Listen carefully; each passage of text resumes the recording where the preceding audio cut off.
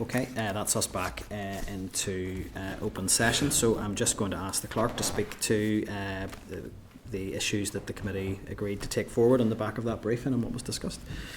Okay, so the committee received advice from the examiner from statutory rules and agreed to seek some clarification and definition of terms from the department, and also to explore some amendment advice from the Bill Office. Okay, thank you. So that moves us on to item 7. Can I check, are the witnesses here for item 7? And do we have Hansard here for item 7? Yes, that's perfect. Okay, so members, that takes us on to item, if you want to bring the witnesses through, yes, that takes us on to item 7, which is an oral briefing on the School Uniforms Guidelines and Allowances Bill from Retail NI. So I'll just let the witnesses take their seats and I'll run through some of the initial stuff. So we have a briefing note from the committee clerk at page 18. We have a record of the committee's informal briefing from Retail NI on the 24th of September 2024. That's on page 24. And then in your tabled papers, there was a briefing paper from Retail NI provided for members as well. So you're all very welcome here today. Thank you for giving up your time to come and brief the committee on Retail NI's response to this bill. So I'll do introductions first. If there's anything that needs corrected or updated, feel free to do so. So we have Glyn Roberts, the Chief Executive of Retail NI. We have Jan Buchanan representing Warnock's Retailers. We have Francesca Cahalan representing Trudy Fair Retailers, and Alistair McCall representing McCall's of Lisburn. Hopefully I got all of that correct. So as I said, you are very welcome. I'm going to open up for an initial presentation or opening remarks. We would ask for that to be up to 10 minutes in length, and then we will move into question and answer. As far as possible, we'll try and keep our evidence session today focused on the bill itself and what it actually does or doesn't do, and how Retail NI responds to that. But we'll move into question and answer once we've had the initial presentation. We generally tend for each member's inquiry to try and keep that to about 5 minutes per member. So just for members and witnesses, just to get a sense of the sort of time scale that we are on. So thank you again for your time. I will hand over to yourselves for any opening presentation. Thank you. Sure, thank you very much. And it's a pleasure to present here today. Obviously, my 3 colleagues are here who you really want to hear from. So I'm just going to make a brief opening statement, and then I'll hand on to my colleagues who will each take different aspects of the bill. So Retail NI represents 2,500 independent retailers, wholesalers and suppliers. You'll find our members in every village, town and city in Northern Ireland. And we were pleased to respond to the Minister's consultation. And independent retailers recognise issues of concern such as the cost and need for bespoke garments, especially at this time of financial hardship for many families. We welcome the opportunity to present the committee today, and I want to put on record my thanks to my 3 colleagues whose businesses have served generations of parents and maintained the high quality demanded by our schools. And it is important that they are family owned independent retailers that are major footfall drivers for our high streets.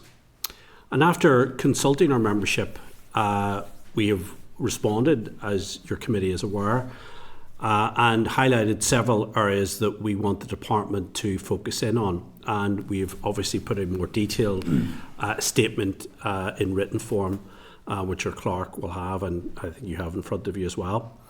But if we are to proceed with the bill, we believe that the Northern Ireland Executive and the Department of Education must commit to seriously on the following issues. Introduce a 3-year transition period to manage the new policy effectively. There must be a phased implementation, with sportswear being the primary focus. And the Northern Ireland Executive, and indeed our MPs, should formally support the removal of VAT on schoolwear items and recognise that is not a devolved matter. And of course there should be an increase in the uniform grant. Retailers, as your committee is aware, Chair, carry a lot of stock which entails a significant financial investment, and therefore we need certainty with regards to the direction of travel which is being considered by the department. And we contend that in many others where the large supermarkets have entered the market, prices have been lower, but often at the expense of quality. and we would question the real savings which have been made. And as I said, uniform retailers are locally owned, independent retailers, and obviously the money that they make and is redirected into the rest of our economy and local high streets. We want to work with the Department of Education to develop a policy which recognises the value of local retailers and also gives them an opportunity to continue to trade in this sector. And I think that I'm going to conclude my remarks by emphasising our commitment to the sector and stressing the broader point, which you'll be familiar with, that independent retailers have the benefit of being offer high quality, personal service that the larger competitors either can't or won't offer. And I hand over to my colleagues. Hi, afternoon. I'm Alistair McCall of McCall's of Lisburn. We are a family-owned and run menswear and schoolwear retailer with nearly 70 years' experience in the retail market in Northern Ireland. I'd like to thank you all so much for listening to us today and take on board our concerns regarding that will affect the current schoolwear supply chain. As a third-generation retailer that stocks for over 80 different schools, from nurseries to primaries, grammars, high schools, and including some special needs schools, I have a great understanding of this market. As a part of the Retail NI's response to the consultation, the 4-point plan that Glenn has already outlined lead times, phased implementation, VAT removal, and increase in schoolwear grants. I'd like to talk a little bit about the lead time aspect of that. Jan and Fran will talk a little about some of the other points. Our schools and education system in Northern Ireland is absolutely fantastic. Our children achieve exam results that are envy of other parts of these islands. There are many factors to this success, but I believe a big part of this is the uniforms that sets our young people out for success. I'm sure the parents among us are so proud when we see our sons and daughters going off to primary school and even moving up into high school in their new uniform. It really is a very special moment in people's lives. The local businesses that currently supply the schoolwear market are in many cases long established family-owned businesses. All these businesses have invested heavily to supply this market from retail premises, warehousing, online web shops, staff and stock. Change to this market could have a devastating consequences to some of our long established businesses. Many lines within our product mix are only made once a year. To manage any transition effectively, we need a 3-year window. The main ordering time for stock is September for the following year's back to school business.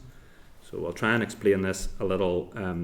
A good schoolwear retailer is aiming to have stock whenever a child needs it, 12 months of the year, not just a 6-week window in like many multiples. Current stock position as of today, we're working from our stock holding, which was ordered back in September 23. That's 2 years ago. Now in May and June, we're starting to get bulk deliveries, which we ordered back in September 24. Bulk orders obviously keep our prices at their lowest. The stock is sold throughout the academic year, starting September 25 and on to June 26 and beyond. And in June 26, we will not have a zero stock position because of the first point aim is not to run out, so we can get items whatever time of the year it is. And in September of this year, we will have our suppliers needing to get our orders if we want to have uniforms for school year 26-27. If legislative change does not take these factors into account, bankruptcies and mass redundancies across this sector are a very real possibility. In addition to this, a large percentage of our suppliers are also local businesses. For example, AF Whites in Cumber, Douglas and Graham and Carrickfergus, Signature Works in Bangor. These suppliers are normally working at least one season ahead of us. So in September, if we are planning for 26-27, they are planning for 27-28. All of this represents a substantial contribution to the local Northern Ireland economy. The local money spent here stays here and reinvested here. Also, when change does happen, we need to have meetings with all of the schools that we stock, look at legislation and come up with solutions, and then go to sampling. These proposals will then have to go to a school consultation with senior management, school councils, pupils and parents even perhaps. This all takes time, as I'm sure you can imagine, and this is why we're looking for an adequate lead time and step implementation. The main area of concern for cost of parents comes from the sportswear side of schoolwear, and dealing with that first would bring about the most effective change. I'll pass you over to Jan, who will discuss this now. Thank you. So thanks so much for inviting us here today. I'm very grateful for the opportunity to put forward my views on the subject. So my name's Jan Buchanan from Warnock's on the Lisburn Road. The business was established in 1880, so it's one of the oldest retailers in the city. We're predominantly a secondary school uniform supplier with a smaller number of prep and primary schools. So in the context of secondary school uniforms in particular, there's a few points I'd like to cover. So it's my opinion that the cost of school uniforms has not necessarily spiralled. School uniforms themselves haven't actually changed. What has changed is the introduction of compulsory branded sports kits. As you know, these are provided exclusively by sports companies who've negotiated a monopoly on the supply of these items. Consequently, this has raised the price of uniforms as a whole, ruined their reputation and negatively impacted the small family businesses who sit here before you, who have been providing uniforms successfully for generations.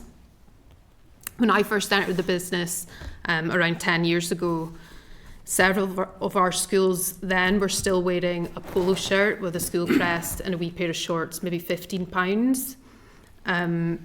Many parents now are actually paying more for their child's PE kit than they are for their uniform, which is worn every single day for 8 hours a day. Just as an example, just took one of the schools that we do, the compulsory items for their boys' uniform comes to a total of £86.90. The compulsory PE kit for that same boy would be £198.70. Another one, £106.50 for the PE kit, £46.90 for the compulsory items of uniform that we sell in our shop. During our sale, a polyester blazer is £32. This is cheaper than most branded PE t-shirts that you could go out and buy for your child these days. Even a wool blazer at £64, still cheaper than a tracksuit top and bottoms for a lot of the schools. We sit before you here as three fierce competitors. We put a great deal of time into constantly sampling new items, comparing pricing between different manufacturers, undercutting each other and trying to find the best quality and value for money on the market to keep our customers satisfied. Healthy competition drives prices down. Most of our schools have between 3 and 5 uniform suppliers. However, out of around 50 schools, we're only allowed to sell PE kits for about 10 of them. I don't sell the same St Dominic's pinafore as Fran, and I don't sell the same Instablazer as Alistair. Our parents have options when it comes to where they want to shop, how much they want to pay, and the quality and the price. So shouldn't this be the case across all of their uniforms, including their PE kit? I believe, and I've seen in practice, that it's possible to bring the cost of uniforms down considerably by taking a more sensible approach to these PE kits. For a large Belfast grammar school that we worked very close with last year, Alistair was involved in this as well, we took all the items of their uniform, including their PE kit, reduced them down as much as we could, which includes now their hoodie is £18.95 for their hoodie, and their PE t-shirts £12.95. So it can be done. It's very achievable, but not while the big brands are controlling the PE kits in most of our schools. I'm now going to pass you on to Fran. Thanks. My name is Francesca Cahill. I'm from Truly Fair in Belfast. We are a family-run business as well, and we've proudly been serving our local community for nearly 40 years. Today we supply uniforms for over 120 schools across Belfast, operating through 3 retail stores, an online platform and a dedicated warehouse facility. Like many of my colleagues here and schoolwear suppliers across Northern Ireland, the issues we're discussing today have a significant impact on our businesses, both now and in the years ahead. I appreciate your time and your willingness to hear some of our key concerns. With decades of experience in schoolwear, supply and manufacturing, we bring valuable insights into the expectations and demands of parents, pupils and schools. We hope to contribute meaningfully to this schoolwear policy conversation. Alistair has already highlighted the critical importance of lead times and product turnaround, and I wholeheartedly support that view, especially when it comes to stock holding, which is why our warehouse is so vital. I've been looking closely at the school clothing scheme and the uniform grant system. While quality and availability are important to quality and availability are important to families, affordability remains one of the most pressing concerns, and that is a major reason why we're here today. The school uniform grant is intended to support families and ease the financial burden of education. However, in the context of rising living costs, we must ask, is the current level of support still fit for purpose? And how does it compare to what's on offer in other parts of the UK? Here in Northern Ireland, the grant currently stands at £42.90 for primary schools. For a secondary school under the age of 15, it's £16.20 for their everyday wear, plus £26.40 for PE. So that's a total of £87.60. And then for secondary schools of pupils over the age of 15, it's £67.20 for everyday wear, plus £26.40 for the PE. So a total of £93.60. There is a small difference of £6 between the grants for the younger and older secondary school pupils, which only partly accounts for VAT on larger size clothing. However, this increase does not reflect the actual 20% VAT rate. In contrast, support in Wales and Scotland is considerably higher. From the Welsh Government website, it's £125 per learner, with £200 for learners entering Year 8 plus additional funding for schools. And from the Scottish website, it's a minimum of £120 for primary pupils and £150 for secondary pupils. By comparison, Northern Ireland falls short. Additionally, while VAT is a devolved issue, I believe it would be a disservice not to mention its impact. Currently, schoolwear items above a certain size or for children over the age of 14 are subject to VAT. This creates confusion and unfairly penalises older children and their families. Although the grant increases slightly for older pupils, it does not align with the actual VAT costs. For example, the grant should increase by around £17.50 to reflect the 20% VAT, but instead rises by just £6, which is only 7%. Furthermore, families with younger children who require larger size garments also face VAT charges, yet receive no additional support. Increasing the grant and aligning it more closely with VAT realities would provide immediate relief to low-income households. And of course, the full removal of VAT on schoolwear would make uniforms more affordable for everyone. In today's difficult trading environment, we are working hard to sustain our business, protect jobs and support our local community. As a small independent retailer, our customers are at the heart of everything we do. We must ensure school uniforms remain affordable without compromising quality or service. Thank you for your time, and we're happy to take some questions now. Thank you all for your opening presentation. There's a number of threads there probably to pick up. I wanted to pick up on the PE issue first of all, as you've been quite clear in your views that the principal driver of increased uniform costs is PE kits rather than school uniforms in the traditional sense of the school uniform that is worn for the school day. Can I ask, in terms of the PE aspect of it, in terms of the bill itself, do you think it is explicit enough in addressing the specific cost of PE kits? And I'll just add my own view. I mean, it doesn't actually mention PE anywhere in the bill, and I think that there is maybe a question mark there as to whether we're to assume that any reference to school uniform also covers PE. But just from your own view, do you think there is more could be done to be explicit about addressing the cost of PE kits specifically? I think it proves to be one of the more expensive items of schoolwear. Therefore, if we're looking at affordability, yes, you would have to look at that. I know from my point of view, I supply, I think, around 18 secondary schools. I actually only supply one PE uniform because I can't really get my foot in the door with anybody or any of the other suppliers. But yeah, it's one of the more expensive items, so yeah, it should be addressed if we're addressing affordability. And from your engagement with the market, and obviously you're going to be in touch with a wide range of schools across your three retailers, would you have a sense of the sort of proportion of retailers that have a a standard non-branded PE kit, as opposed to those who are asking for particular sportswear brands and multiple items? Can you give me a sense of what that looks like in the market at the moment? There are very few, I'm trying to think of, there are very few schools that have an unbranded. To me, the brand should be the school, whereas at this moment in time, we're in a position where the brand is a sports company, and there are very, very few, like the example I just gave you about the grammar school that we work with, they have an unbranded hoodie now and an unbranded t-shirt. They are just as good quality, they work just the same, been very popular, great quality. And I'm struggling to think of any other schools that have gone down this route. I think maybe it's a route that certainly in this climate that schools are starting to think more about. But it's just maybe sort of getting that information out there as well, that it is an option and there are alternatives to these big brands.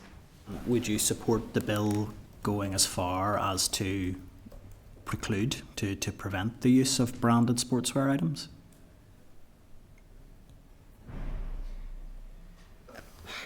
Difficult question maybe to answer, for example, for the local high schools that we supply for, say the majority are using a non-branded sports kit. Works very well, it's good, cost effective, it works very, very well. There is one particular high school that is in our town who specialises in football, and they're like gold accredited. Like if the boys or girls are into football, they all want to go to this school. There's an absolutely fabulous football guy at that school, and they use a brand of sportswear that's in that school, and he believes that because of his sportswear is of a particular brand, it's like a driver for them to encourage the young people to go and play sport. It's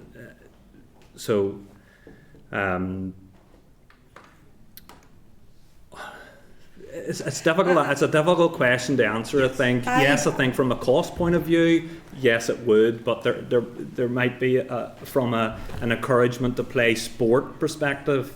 There's two ways you could look at that. I don't question. think that would be fair to an extent. So I don't think that would be fair. What I would then say to make it fair is that there's more options in the sports, within the sports. When it comes to the everyday uniform items, as Janet mentioned, lots of schools have several suppliers, yet most of the schools for their PE have one branded supplier, and that's it. There is not the option for us or for anybody else to compete in that market. We always say, like, especially with the school uniforms, you walk in, you don't know what brand of or what manufacturing brand a child is wearing when they're wearing their school blazer or a jumper or a sweatshirt, but you know fine rightly if they're wearing a branded sports kit or not because it's displayed. So I don't think necessarily doing away with the branded sports kit, but I think allowing more competition in that market, allowing more than one supplier, and giving the parents a greater option. And could I ask on that, because you were quite clear in your opening presentation that you work very hard to drive costs down for school uniforms. When you're dealing with branded sportswear, is there the scope to actually deliver those cost savings, because you're dealing with a very different beast, with a big multinational brand that's producing high performance sportswear? From your perspective, is there actually scope to bring those costs down and deliver those savings? I wrote down an example here.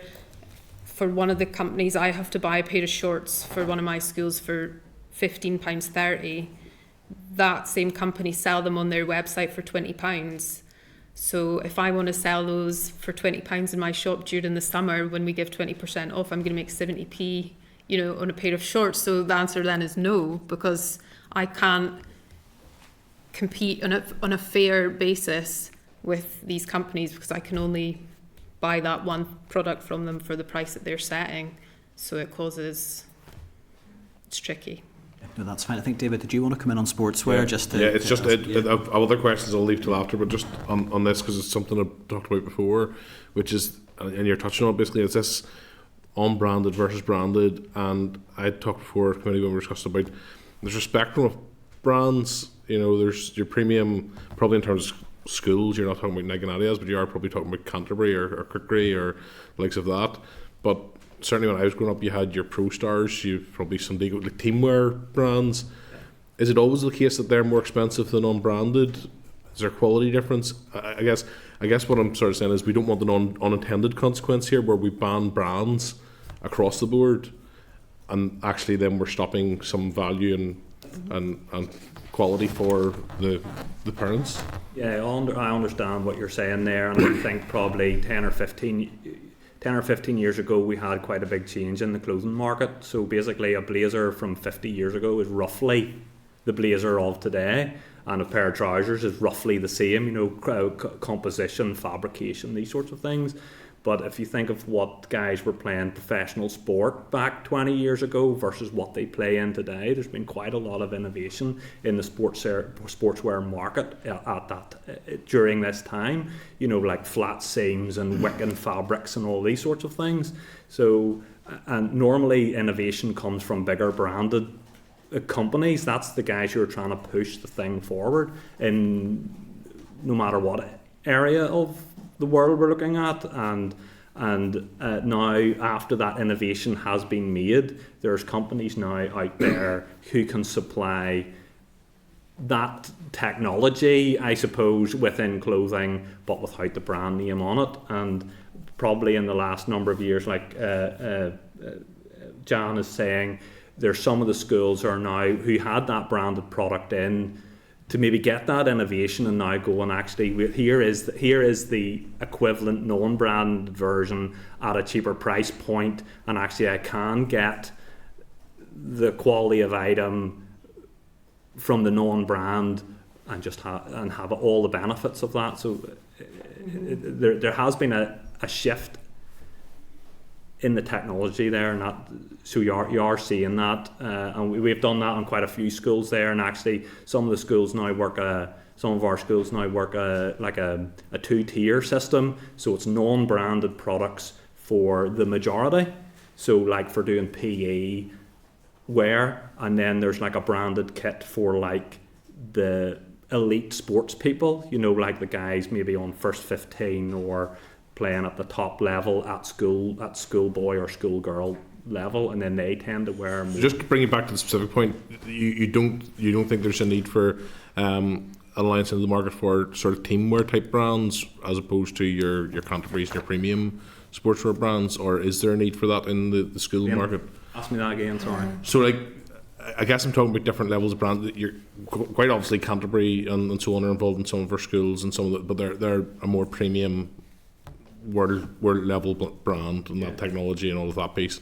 But you will have football teams, I'm sure GAA teams, you know, other team, you know, and no doubt schools in the past who've used sort of lesser known teamwear brands that specialise in supply of, you know, the mass market in that regard. You're not going to have people going in the shops and buying a hoodie of it, but they supply that. That technically is still a brand. It's not a premium brand, but still a brand. It's likely to be badged on their sportswear. Just a brief response. I brought David in just on the point that I was on. So just briefly, so it can come through to other members. Is that maybe one you don't feel qualified to answer on that one in terms of your market, or? I don't really quite understand the question. It's maybe a conversation to have after. That's fair enough. Maybe it's a bit too nuanced. It's just I guess what I'm saying is I'm concerned, but not. I don't have any skin in the game, but just a concern that a flat ban across all brands could see or branded sportswear could see an exclusion of some lower cost brands that might actually be beneficial to families in terms of value and price. So that's because that's the thing. It's all very relative. You could have that's what makes it competitive. You have so many different brands, so many different non-brands. You have branded products that have more higher priced items, and then they offer a value range in it. So it's all very relative. There's so much out there. within different brands or within non-branded items as well, because you could run the risk of non-branded items could be expensive as well, because it all depends on the product that you want, because there's product alternatives. It doesn't have to be like for like, t-shirt for t-shirt. It could be a t-shirt or some other kind of sports top. So it's very fast, you know. And what might be a non-brand today might be a brand tomorrow. Yeah, I agree with that. You know, Just of time, I made the mistake of bringing David in for a quick agree. sort of I thought it would supplementary. take less time than that, So no, so that's okay. apologies. All right. No, you're okay. There's a number of things. I mean, you've mentioned the transition period and the lead in. I hope other members will pick this up, because the question I want to just ask you about specifically was on the issue of the cost cap. I know this is done. The media has given a lot of attention to this in particular. It's the area that they've maybe honed in on. I'm really just trying to get a sense, because your briefing is quite clear that you're not very keen on the idea of a cost cap. I'm just wanting to sort of put the scenario to you that if you know as a retailer that for a particular school you can bring a uniform in for X price and that's affordable and, you know, absolutely fit for purpose, but that a school down the road could be charging 3-4 times the amount for that. And I think your briefing does reference that there are a lot of schools delivering affordable uniforms, and then there are some outliers who charge a lot more.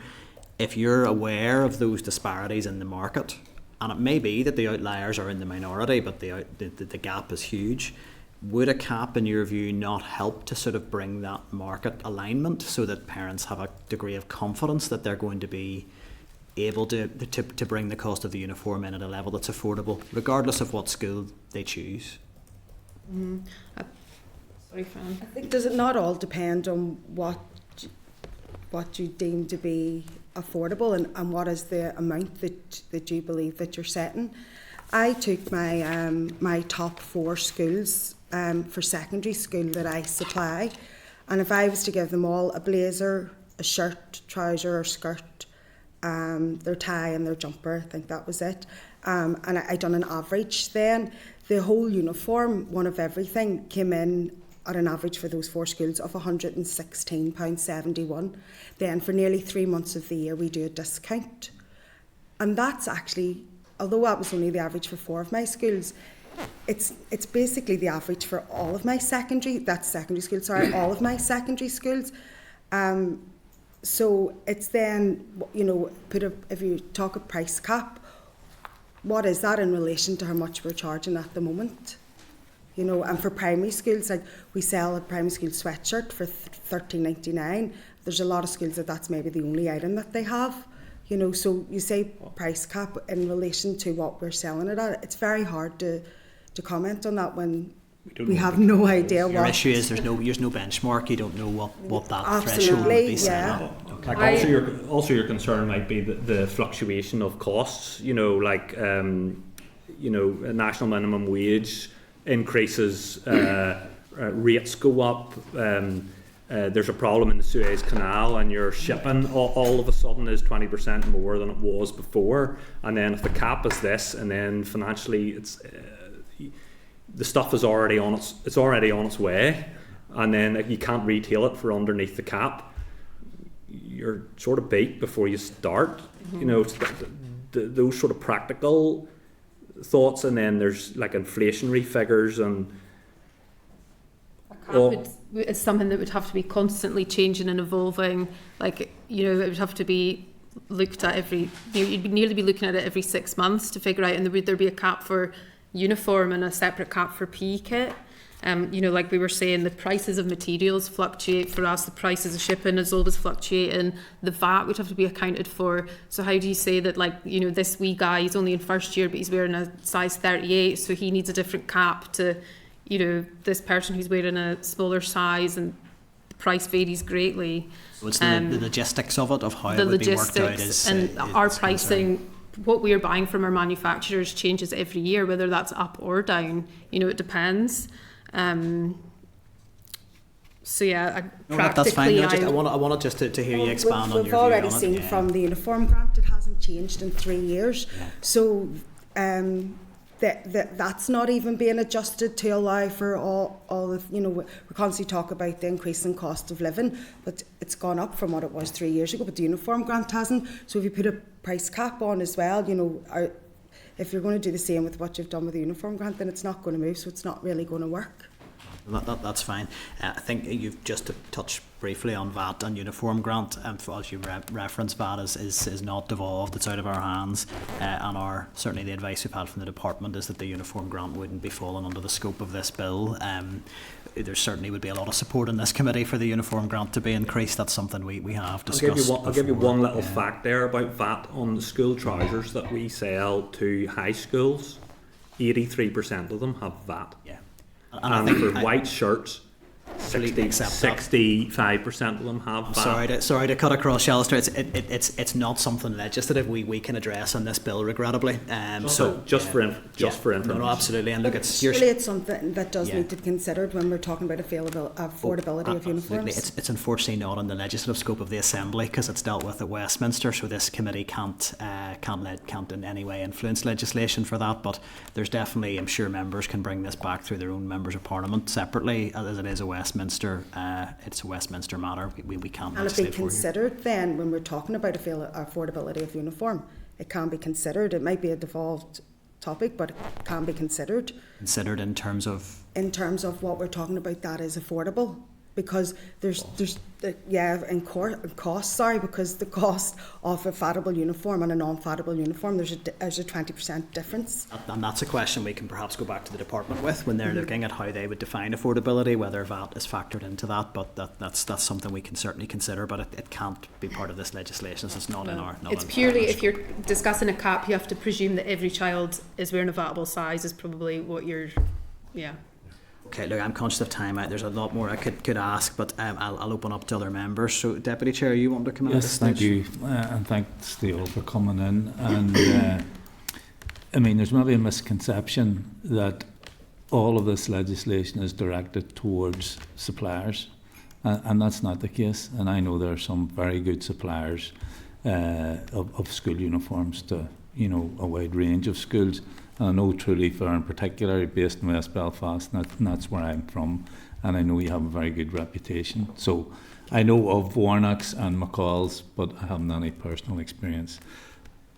So, I mean, this is focused on sort of everybody that's involved in school uniforms. It is suppliers, it is schools, it is the department in terms of uniform grants and so on. And of course the issue you mentioned just there now, the issue of VAT, which we have no control over. But would you agree with this, that there are some pupils excluded from certain schools on the basis of the prohibitive cost of the uniform? And I'm not even referring to PE gear here. It does say somewhere in the guidelines that no child should be excluded because of the cost of a uniform, and therefore, if that was the case now, and I would need to find it in my notes, that there would be extra help provided by, is it the EA then, that might be that money for that. So if anybody was struggling, it is in the guidelines around school uniform that there is somewhere that they can go to. One of the difficulties here, Francesca, is that the guidelines aren't being adhered to by schools. There are guidelines there, but they're not really enforceable and they're not in statute.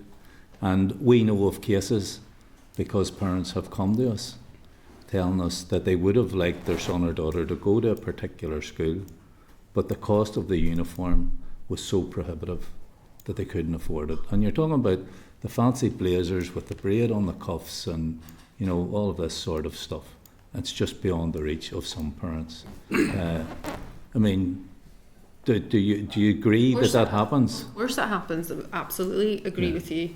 And like I said earlier, we do our best. We work with our schools. Like my delivery coming in this year for two of my biggest schools, we've reduced the price of their skirt, for example, by £15. It's just little things that you're always trying to just chip away at what you're using. What do you need, this wee trim or this belt or so yeah, I do agree with you, and of course that is a very real problem. But we definitely do our best to, and offering different. We offer different there's your more expensive version of jumper. There's a cheaper version that's, and you can choose the material and the quality that you want. And like I was saying that about all across your 3 suppliers, you can choose all different prices and qualities as well. So, And you see, that's one part of it, right? That the uniform is too expensive for some families. But the other point is that there are sweetheart deals between schools and suppliers. not us. Not with me. No, I'm not accusing any of you of that, but we know that's a fact. That if the school or the boards of governors or whoever it is decide to use only one supplier, that the school will get some sort of benefit from that. I know in all the secondary schools that I supply, I'm not the only supplier for any of them. I don't have a Do you contract with accept, any school Francesca, either. that it happens with other suppliers? I couldn't comment on other suppliers. I can tell you from me, I don't have a contract with any schools, which is a good and a bad thing. I had a school last year. Was it last year? Last year changed a PE uniform, and I had to give £7,000 worth of PE kit away because I couldn't even sell it. I couldn't give it away. Yeah. So from my point of view, I don't have a contract with anybody. I'm not the sole supplier of any of those secondary schools that we supply. So from my point of view, that's not the case. Maybe to point out that I can't comment for every school across this province, but some of the schools that we supply for, the difference between the local high school and the local grammar school, the difference might be £60 between the 2 uniforms. And yes, £60 is a lot of money for people who money is tight for that, but If you have 2 or 3 uniforms in that. Sure, but what we would hear from people is it's not just the uniform, it's also the fact that if they send their kids to the local high school, they'll have next to zero fees to pay. It might be a nominal fee of 50 quid or 80 quid, but if they go to the grammar school, it'll be a higher fee, and it's not just the uniform, but it's the cumulative effect of all of it added together. Seems to be but because a 60 quid difference between those 2 examples it's just over £1 a week. So I know £1 a week for some people. Like, I understand all of that, and I suppose that's why we're saying to you, the people who, if the grant was more in line with Wales or somewhere like that, with the figures that we're shouting out there, it would almost give them the foot up to go to whatever school they want, but then that still doesn't take care of the... No, and I understand there are a number of factors that But I can't comment for 100% of all the schools, just the ones that I've experience of. I understand there may be a number of factors that have to be taken into account when it comes to affordability of going to certain schools. Our view is that no child should be excluded from any school on the basis of their parents can't afford to send them there. But that's maybe a broader and deeper conversation. Mm-hmm. You've talked about the 3-year lead-in period. And I've some sympathy for that, I have to say. But at the end of the day, I mean, parents are being hammered over the last number of years in terms of the cost of living. And I don't think they can wait 3 years. Would you not agree with that? Again, I think it's very hard to say because we don't know what is perceived to be. We haven't been given any guidelines on what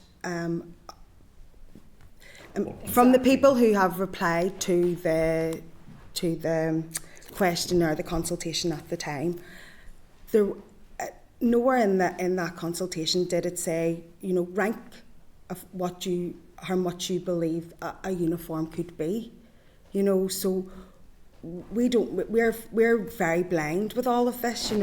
I think my uniform is affordable, especially when it comes to quality and the service and things like that we offer. Can I just but am I way off? I don't know, because the consultation didn't actually help guide us in any way. Yeah, can I just make a point, just leading on from that I had a wee look at a supermarket black blazer, so £26, say if you want to buy a plain black blazer in a supermarket with nothing on it, and like I know it's been discussed and people can sew on their own crests, so you can go and you're still going to have to buy that crest, so say the crest's £5, then if you're in like me, you can't even sew on a button, you maybe need to pay the seamstress down the road a £5 to sew that on.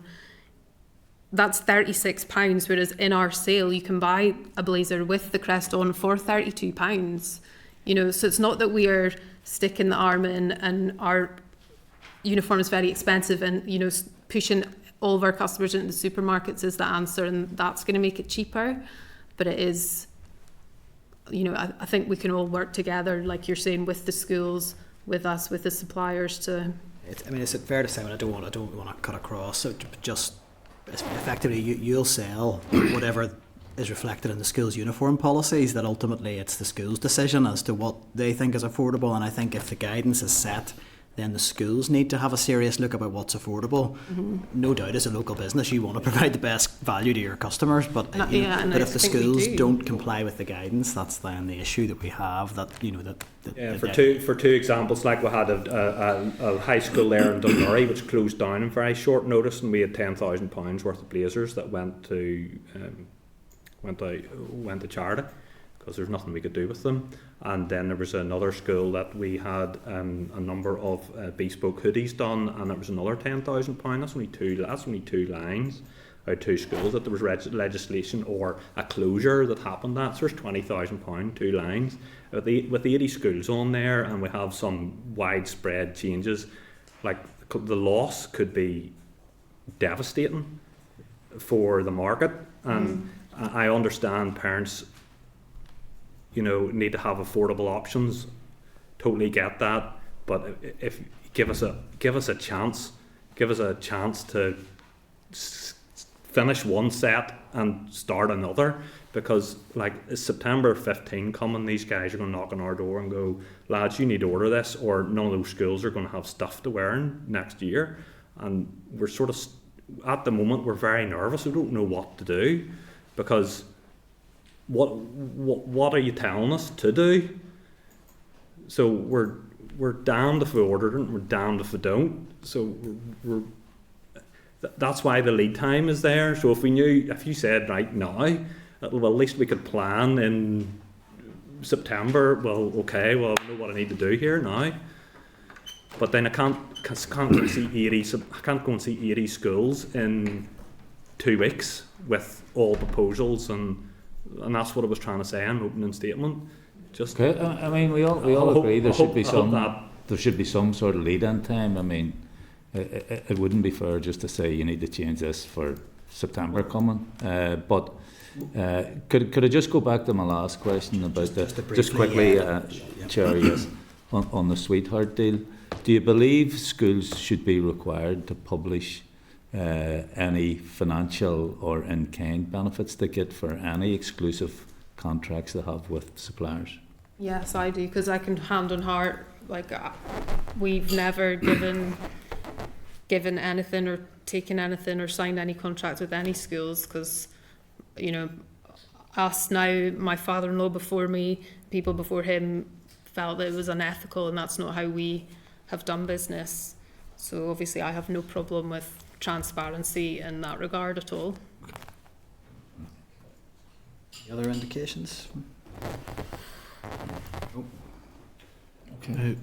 If there's no other indications, if you don't mind, just in terms of the criticisms around within your document around school shops and how they work, just if you'd mind sort of expanding on that. How do you understand that they work? What is it an issue? I understand that if schools are selling, that's competition for yourselves, but is the issue wider than that? Do you think that there's some kind of unethical practice in terms of the school shops in that regard?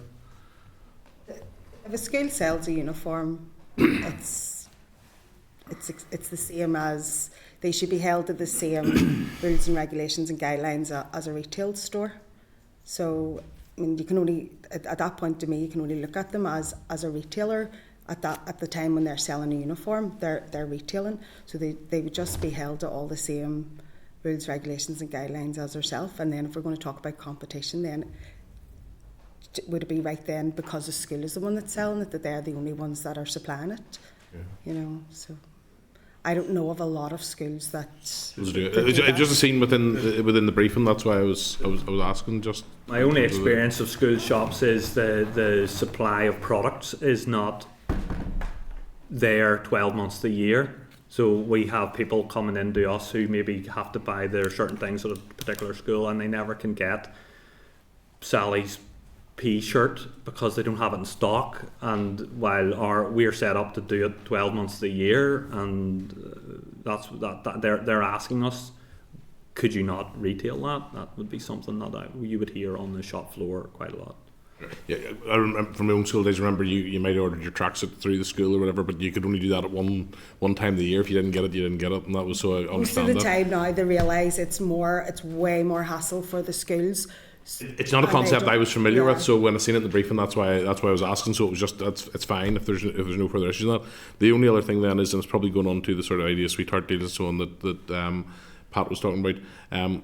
Less with retailers then, because I know sometimes you come to focus this, but with the premium sports brands then, I've seen mention of it within the briefing as well. Is your understanding that some of these premium brands are maybe supplying the teamwear, the sportswear for teams of schools with a contract then that you must buy all of your sportswear from them? Is that a practice you believe to be widespread in schools? Probably need to ask the Possibly sports come in. companies, you ask them what they do. Again, maybe the transparency is it's something then, you need to ask them. No problem. Don't know the facts, but that's Thank you very much. Thank you, Chair. No problem, David. Dana, you'd indicated. Yeah, thank you. So I just wonder, could you explain, just go into a wee bit more around the PE gear? You were saying like you can't get your foot in the door. Yeah. Anything, so Some of them. So if there's a brand of PE wear that the school, because as you all know, most of the uniform is dictated to us by schools, so they usually could go off and have a conversation with a sports brand and decide that that's what going forward, that's what their PE uniform is going to be. So we pride ourselves on trying to be a one-stop shop. So when customers come to us, then obviously we want to keep them there, get whatever they can with us. So I would approach the brand then that the school has decided that they will use, and they won't supply me. They won't allow me to supply through their retail.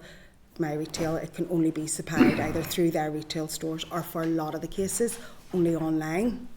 And they do windows, so there's only a window to order and things like that there. So yeah, I've approached different sports companies and asked them, can I supply the uniform, and they've said no. and the way you broke down your averages, would you have an idea of the averages of the MCM schools with their PE gear? I did, yes, I don't have it with me, but I have, yeah. I think the PE gear for a lot of them, it's very, for the uniforms, there's a jumper, there's trousers, there's a blazer, there's this, there's that. For the PE items, there's way more. We would have a secondary school I can think of in particular, has a half zip, has a top, has a base layer, has leggings, has track bottoms, has shorts and has socks. So do I look at all of those items, because all of those items are available. So if I look at all of them, they're much more expensive than one of my everyday uniform. Yeah. So it kind of just And then it depends. boils down to what the school require the child to wear Yeah. for their PE uniform. Yeah, so then they'll say, this is the PE uniform, and they come to us and they ask us, and I can either advise or I can't if I sell the uniform or I don't, the PE uniform. There's also the aspect massively with us as independent retailers. What we're able to do is you can leave over and pay off with us. So you come in, you put a deposit down and you pay off, and you can just pay off all year on nothing or on uniform items. Then we have our discount. We also accept uniform grants. We used to accept them years ago before they went into their bank accounts. At no charge, you only had to spend 2/3 of the grant and we would have given you change. As long as you're only allowed to buy uniform items with that. So that was one of the reasons as well that we were looking to supply some of the PE uniforms, because I know what we do, what services we provide. Those sports companies aren't providing those services. I'm going to go back to the voluntary contributions part of it, because then we tie this all together, like, so we're talking about school uniforms, but we put in PE on top of that there, which could be because I have experienced this, it can actually be just as dear as what you're providing as a school uniform thing. So you have Most a of PE those ones would be the Some same examples price or as well. dear. Yeah, Yeah. so that's doubling your price already for what you need for a particular school, and then you throw in the voluntary contributions. I suppose as using as retailers, but you're hearing this from your customers coming in, and that's sort of something that needs to be considered when things are going forward. That there's much more cost to parents right now than just say the blazer or the jumper, because PE is not mentioned in this, Yeah. for example. And Eh. voluntary contributions wouldn't be in it, but I'm just bringing that up because you mentioned that's a burden on parents. Yeah. Like footwear, even for example, you know, good 'Cause decent school- pair of school shoes to last Yeah. you all year. You know, is The fair school price. uniform grant in Northern Ireland does not include footwear. It's only for school uniform items, and it has broken it down, as mentioned. It has broken it down into what they give for PE. So we'll take a secondary school child under the age of 15. They're getting £61.20 for everyday wear, and they're getting £26.40 for PE. Yet, on more often than not, the PE uniform is equal to or more. Not all the time, but on a lot of the occasions, than the actual one item of everyday uniform. Yet it's dramatically less than what's being offered in the uniform grant. So it doesn't. Would you have experience? Sorry to go back on the voluntary contribution. but Yeah, would just you- briefly would to you- finish yeah, this point. It's just that cost and like that disparity. Would you know that? Would you hear that from your customers that one school would be maybe a £20 contribution? There's no real pressure, but another school up the road would be £250 and you must pay it.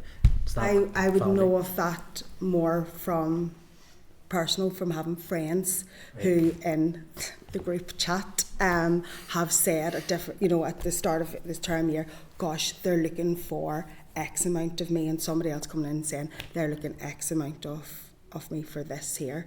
And if you have 2 or 3 children at the school as well, there different that's the levels to that? issue. Sorry, There is. They're not all the same. As They're far not as, all the and same. I can only speak in relation to what my friends have said. The 10 different schools, they're paying different voluntary contributions. I went down a different wee route there. Sorry. No, that's okay. And look, I think after the briefing, the PE issue is one we'll probably have a discussion around, because we have to be mindful. I think it's one subject in the curriculum. It's not professional sport, and we do have to ask about why the costs are rising so highly on that. Just in other indications, I've got Michelle online there, and then I think that's everybody. Have you got audio there, Michelle? That looks good. Yeah. Let me comment in now. Yeah. Thank you, Chair. Thank you to the guys giving evidence. That was really, really helpful. Most of the questions have probably been covered by now, so I've just got a few kind of additional points to get some clarity from. We did a wee discussion there around the cap, which is more of a cost cap model, which you identified some concerns around.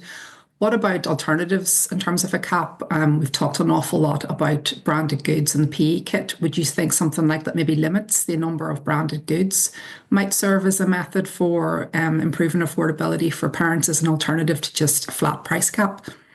Yeah, I think obviously you have to very much define a branded. Yes. Obviously you've discussed this, but exactly what a branded item Yes. is. So is it the school logo? Is it the school colours? Is it the school, is it a stripe on a jumper? Is it just a logo? Is it a specific skirt or, PE top or whatever that might be? Would that be a cap that would be separated into, here's the amount of branded items you can have for your uniform, and here's the amount of branded items for your PE kit? So it's not completely unfeasible, but it's sorry to keep going back to it, but I think a lot of it does. Obviously, the PE kit is a thing that is branded. Yeah. And you could have 4, 5, 6 items of branded PE kit. For a standard boys' school, you have a blazer and a tie. That's 2. So, I suppose there's a lot of points to consider on both sides of the coin there. I think maybe it would be something to look at then would be down the route of compulsory and non-compulsory. Could you have X amount of products that are compulsory, but then have some items that are non-compulsory, which are completely optional? Because it's a silly item. My customers love a school scarf. That's bespoke to the school with the school colours for most of for most of the schools. So if you're looking at, particular, only saying 3 products, 5 products or whatever, where does the school scarf fall on that as well? Yet the girls absolutely love them. So could there be the option then that there's compulsory items and that look at what's non-compulsory that still could be made available but not compulsory? Therefore, yeah, you can have it or you don't have to. I did love my school scarf, I have to say. They love them, yeah. So does my daughter. Yeah. They are great. No, I know exactly what you mean. So then something you kind of touched on there as well, and some of this will be anecdotal, so it's just really from your experience of the marketplace yourselves. Is there much of a differential between the price between a boy's uniform and a girl's uniform? And should there be any kind of equalising of that? Not hugely for us. So we sell a huge number of black trousers. We have an excellent black trouser that is great quality. Our customers come back for it every year. It's not, it's great value. It lasts them all year and probably is the equivalent to the price of our girls' skirts. Now, it's not. Remember, I'm really talking in the context of secondary schools here. Sorry, so like I know primary is different. You can pick up a wee school skirt for like £5 in Tesco or something, but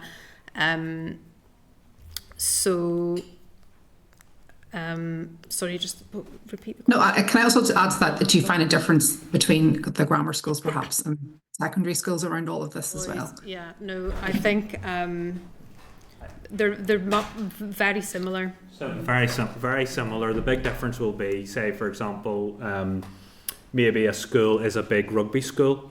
So then the cost will be the difference will be the rugby version, because you can't play rugby in a PE shirt because it'll just be destroyed. You just rip it, because the fabric is too light, so you need a heavier weight garment for doing that. But like it would only be a couple of pounds difference between a girl's uniform and a boy's uniform, and very little difference in it, unless you start to look at like the way some schools have like little checked or striped summer blouses or something like that, that type of an item. This is not available for boys. They tend to wear white or blue little short sleeve shirts, which are quite generic. That's the only item really where you'd find the difference in the junior end will be a price of a pinafore versus a little pair of boys' trousers might be the only difference. But then the alternative is always to buy a skirt rather than a pinafore. The schools have like a jumpers compulsory. Some of them have, you don't have to wear a jumper. So again, it comes back to the uniform list itself as well. And one last question really quickly, in terms of consultation with parents and young people around all of this, sounds like obviously the biggest factor right now is the schools, and they kind of make the decisions and they have all the power. But from the discussion we've had, it sounds like it actually could be very helpful to have more formal and dedicated consultation with parents to express their views on this. I think we had a view there that perhaps the school coach had a preference for a certain type of PE kit, but the parents might have a different view because they're the ones who have to pay for it. How do you feel about the consultation that's proposed within the legislation? Do you mean about asking parents about what they want? Yes, asking parents, asking young people for their input in terms of the uniform policy. There's no problem in that from my point of view in asking that, other than if you look at the lead time that I'm talking about, you'll add another time element to change. For example, that particular example of the school man who wanted a particular kit, it was actually came through the school council. It was actually the pupils themselves got a vote on that particular kit, and it was the pupils themselves voted that kit through. I do not know, however, if the parents were ever consulted, but the pupils were definitely consulted in that particular example that I was talking about.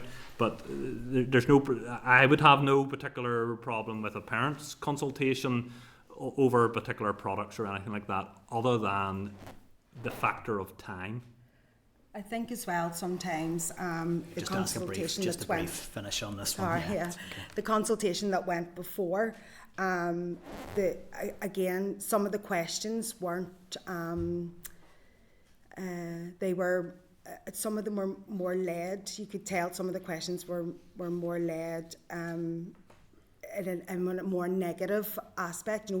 as opposed to, like I had said, I would be all for having the consultation with parents, educating them first about how much all the prices are, and then having the consultation. The amount of customers I have coming in, and when they're walking away, turn around and say, oh, I was led to believe it was going to be £500 because they're scaremongering with it. So I think, bit of education before the consultation, having the consultation, very much one of the questions being on this from 0 to £200 or £500, where do you believe, what would you say is as far as affordable? Whereas the consultation that happened previous to that, the questions weren't like that. So even when we read them, I found it very hard to understand what it was all about. Thanks so much, folks. I have to draw a line there. Sorry, I had been given a wee bit of extra time as I thought everybody was done, but I've got more indications now. So Kathy first, and then Cara, and then Thanks. that will be us. Thanks, Sharon. I will be brief. It's just whenever you mentioned around your, the discussions that you have with lots of schools. In those discussions, have you found any, kind of discussions with schools around girls being able to buy those black trousers as opposed to the skirts? Or do you have like a specific black trouser that girls can wear? I'm not saying it has to be black, but you know what I mean? Have you found that? Like the last couple of years, Last couple we've of had a years, huge, vast majority, if not all of our schools now, are offering the girls can wear black trousers. So we provide black trousers for girls, black trousers for boys, and that's an option. And It is a very recent thing, I Yeah. have to say. It's But a yeah, I can majority. say, you can definitely tell that is something that the schools are very mindful of, and that is a new, within Yeah. 3 to 5 years probably, you would say, wouldn't you? And then just again similar to that, in terms of the feel of blazers and things like that, maybe children who have special educational needs and things like that. Have you had any discussions with schools around those? I know you mentioned like the wool blazer or. We, from my point of view, it happens quite a lot with primary schools, Right, okay. and we offer an alternative. Okay. There's always an alternative. If there's sensory needs, if there's anything like that, there are allergic reactions to something. People might want a higher cotton content in their sweatshirt or something like that. That's something that when the customer comes to the counter, they say to us, and we do. We would also do things like we might have a customer who comes and says that the shop, because it can be very busy, can be quite noisy, and we would make alternative arrangements for them to come at a time that suits them, to help with all of that. But when it comes to sensory issues or anything like that regarding uniform, the beauty about being an independent retailer is that we are versatile and we do help where we can with that. And sizing as well, that's a massive thing. So there is no norm in sizing, so we could have somebody there's no that off the shelf doesn't exist for them, and we have the ability to produce something very bespoke for somebody's needs in that sense as well. Thank you. Thank Cara. Thank you, Chair. Just a thank you from myself. My question's been answered there just about the sensory aspect of things. But no, it's just been a very helpful briefing today to really gain a full understanding of your perspectives, particularly your point, Alistair, on school closures and just thinking about how you're detrimentally impacted by that. And it's something I'd never really thought about. And particularly it was really informative around the PE kits as well. So just thank you so much for being here, and your commentary as well on the questions with consultations, for example, is definitely very good for us as a committee to note, and just to put on record my thanks. Thank you. Thank you. Thank you. I suppose I just wanted to finish with one just final point, just to go back to the lead-in bit, because I think it's just to Massive get for us, actually, it's it really clearly is, yeah, very it it's is. very important to you guys, and just to make sure that we clarify it. My sense in terms of how the department has framed this so far, and we may want to go back to seek clarity on this, is that they anticipate there will be a degree of phasing, because policies, even schools, won't have the capacity to change uniform policies overnight, and then they have to have them ready for school prospectuses to be published for the year ahead, for the following academic year. So you're already sort of a year behind on that already. If this legislation is ready for school prospectuses in November, it'll be academic year 2026. Would it be helpful for us to get some clarity from the department around how they expect that timing to operate? Because I think the Deputy Chair's point is a really valid one, that for some parents the cost pressures are really intense, and they would be balking at a 3-year lead-in. but by the same token, in terms of what's deliverable, of what the department is anticipating in terms of how they would be engaging with schools, would clarity on that point be helpful, just at least so you understand the intent as the bill is drafted currently? Yes, the more detail we know, the sooner, the more we can start to steer levels of stock and strategies going forward. I think that would be very helpful. Because this will also open the opportunity out to some schools, because it does happen. We see it all the time when there's a change of principal or something like that. There, it will open the door for them to make changes, and it could be like for like changes price within price, but just make a change in general. And we've mentioned thousands and tens of thousands of pounds. We could get caught up with this. I welcome you to come and look at my warehouse of what I stock, and I stock it because the school expects that of me. The school have dictated that uniform, and they expect me to have that uniform all year round. Can I check? I mean, I was assuming your business models you would have processes built in for schools will change their uniform policies even out with this legislation. Do you have processes already that work if a school said, look, we want to change this? Say a school has said, look, we actually want to get our costs down. Would you have processes whereby you'd work with schools to do that? Because I'm assuming that's what this legislation envisages happening. It would be a long lead time, because regardless of anything, we would have stock to get rid of, and we can't be sitting on that. So they come to us and they say, I'm looking to change. Well, we would say, well, you need to tell us the September before. I'll go away, I'll look at what I have in stock. I can tell you it's going to take me X amount to get rid of that, all while we're sampling this here. So even that itself, it's still a year, 2 years, 3 years on occasion. And normally we start any changes on year 8. It's normally how we that's normally how we start a change. So it goes in on all the year 8. So then that uniform is okay for next year, and so on and so forth. And then the year 9s and above then continue on with the existing programme. In which case, as soon as you get the stock level down, it's just it all automatically swaps over then at that stage. Normal. Okay. Well, look, thank you very much for your time. It's been a really helpful engagement. Thank you. Thank you. Thanks so much for your time. Thank you. Thank you.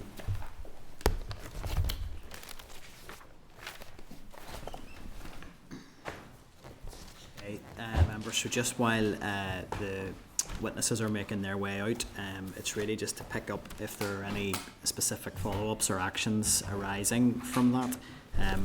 I think just on the issue of lead-in times, and look, I'm really conscious there is a real balance here that we need to try and strike between really the feedback we receive from parents around the serious pressure they feel in this space, and the market's ability to deliver the change. So would we be content at this stage to write to the department to get some clarity on their engagement with retailers, and specifically on how the timelines they would be expecting this to roll out, in terms of how quickly they would be expecting uniform policies to have changed, in terms of when parents would actually be purchasing the new uniforms? Is that something that would be helpful to get that clarity?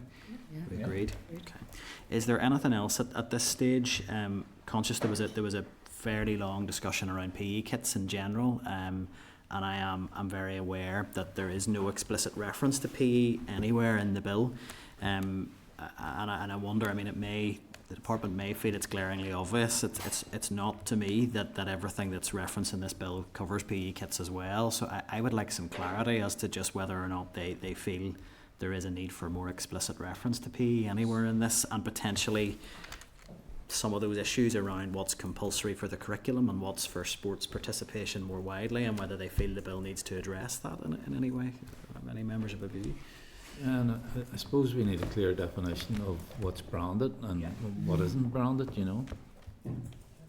I mean, everything is actually branded,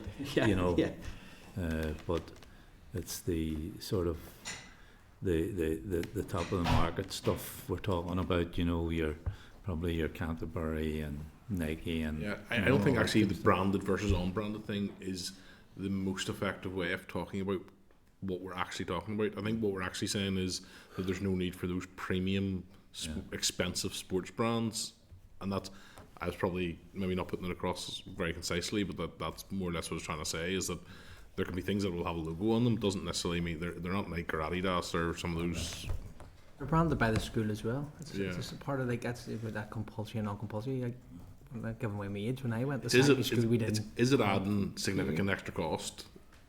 I guess, but I think there's lots of things I think will be fleshing out in some of these sessions here that I could probably say, oh, check this, check that, but will probably come out in some of those future sessions. The Alistair put forward this theory the sports teacher had about encouraging kids into sport by the type of gear they're getting, and even the issue about it was the kids who voted for that. Why wouldn't they vote for it? You know, if I was at school and they were offered premium range sports gear, I'd be voting for that myself. I thought the same though about it's a complex question when you talk about the school scarf or school jumper, for instance, where none of those things would be labelled as compulsory, perhaps.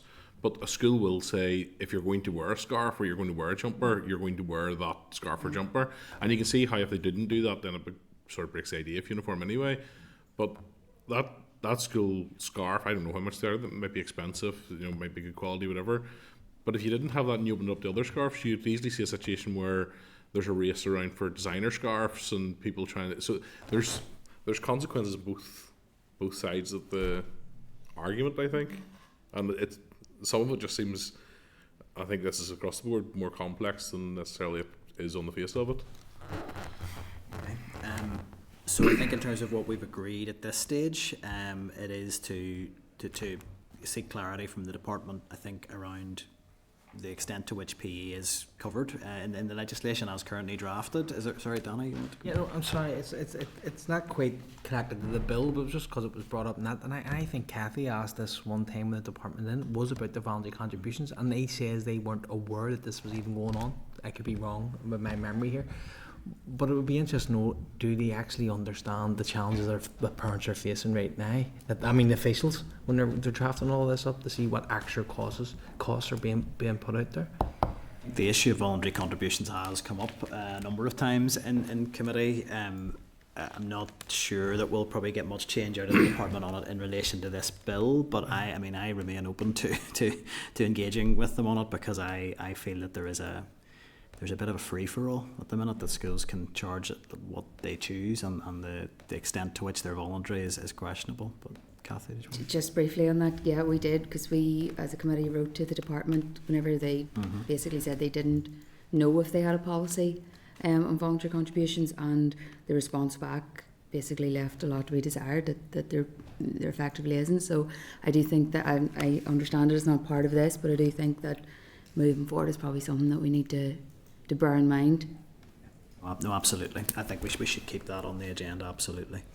Okay, so at this stage, I think we are seeking clarity with the department around the assurance that the guidance in whatever form, and we may want to do more with it, but in whatever form the guidance is going to explicitly cover PE, I think that's really important, and potentially then as well that their understanding of what the timeline would look like from the point that new guidance is published, in terms of when they would expect schools to be in compliance in a way that is felt by parents, and then by virtue of that will engage retailers. Is there anything else at this stage on the back of that evidence? Just Mark, about is the anything you cap want to and the accepted issue of VAT and things. Yes. I think that's why Competition and Markets Authority are looking at the cap, because they bridge both the devolved and So I know their evidence will be very relevant on that, absolutely. Okay, we will leave it at that then. So can I check our members' content? We move on to item 8, or does anyone need a comfort break? We can take a quick 5 minutes if needs be. Happy to continue. Okay, that takes us to item. Okay, I think we are having a comfort break, so if we can just move into closed session. Committee Room 29. Sound.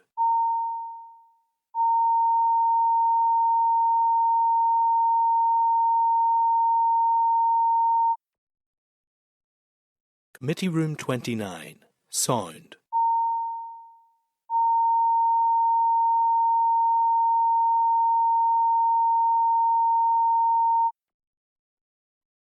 Committee Room 29. Sound.